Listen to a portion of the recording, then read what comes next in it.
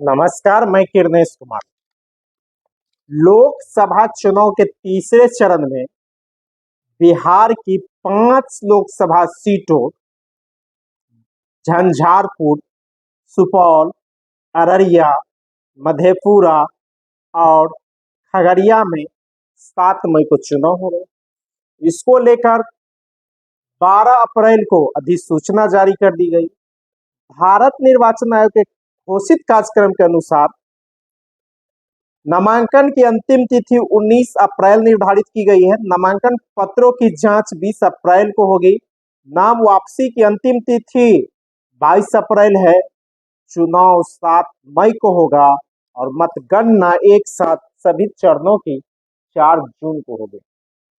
इस चरण के लोकसभा के चुनाव में जहां झंझारपुर, सुपौल, मधेपुरा में जदयू का कब्जा है, तो खगड़िया में लोजपा का और अररिया में सुपौल का, यानी 60% सीट पर जदयू के उम्मीदवार जीते हैं। तो 20 पर बीजेपी है, 20% पर लोजपा है।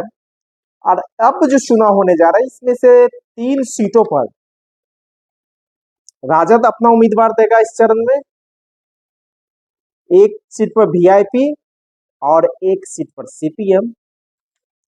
अगर सीट वाइज देखा जाए तो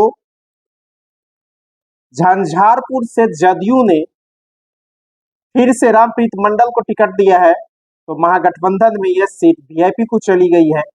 कहा जा रहा है कि यहां से गुलाब यादव वीआईपी के उम्मीदवार हो सकते हैं, वो क्षेत्र में घूमना भी शुरू कर दिए हैं। सुपौल से राजद ने चंद्रहास चौपाल को मैदान में उतारा है, तो जदयू ने दिलेश्वर कामत को। अररिया से राजद ने शाहनवाज आलम को मैदान में उतारा है, तो भाजपा ने फिर से प्रदीप सिंह पर भरोसा जताया है। मधेपुरा से राजद के उम्मीदवार होंगे प्रोफेसर कुमार चंद्र देव, तो जदयू ने फिर से दिनेश चंद्र यादव को मौका दिया है। खगड़िया से यहाँ 2 नए उम्मीदवार हैं। यहाँ से यह सीट महागठबंधन में सीपीएम के खाते में चली गई है। सीपीएम ने संजय कुमार को उम्मीदवार बनाया है, जबकि लोजपा ने यहाँ के मौजूदा सांसद चौधरी महबूब अली कैसर का टिकट काटकर यहाँ से भागलपुर के सोना व्यापारी राजेश वर्मा को टिकट दिया है। तो यूं कहा जाए कि तीसरे चरण के चुनाव में 3 सीटों पर राजद, 1 सीटों पर वीआईपी और 1 सीटों पर सीपीएम का उम्मीदवार महागठबंधन की तरफ से होगा। तो एनडीए के तरफ से 3 सीटों पर जदयू, 1 सीट पर बीजेपी और 1 सीट पर लोजपा के उम्मीदवार होंगे। कुल मिलाकर तीसरे चरण के चुनाव कहा जाए तो वह समाजवादियों के आंगन में होगा। और पिछले लोकसभा चुनाव में तीसरे चरण की 5 सीटों पर एनडीए गठबंधन की जीत हुई थी, और इस बार चुनौती एनडीए के लिए है 5 सीट बरकरार रखना। जिस तरह की परिस्थितियां हैं, जिस तरह के हालात है, तो इस बार जो राजद ने उम्मीदवार या महागठबंधन ने उम्मीदवार दिए हैं, इससे तीसरे चरण का रुख चुनाव लगभग बदली हुई परिस्थिति है।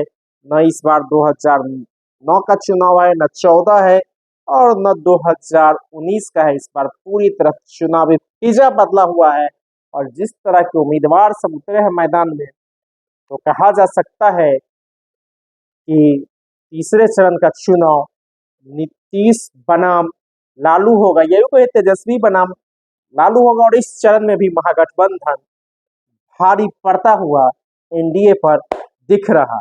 धन्यवाद।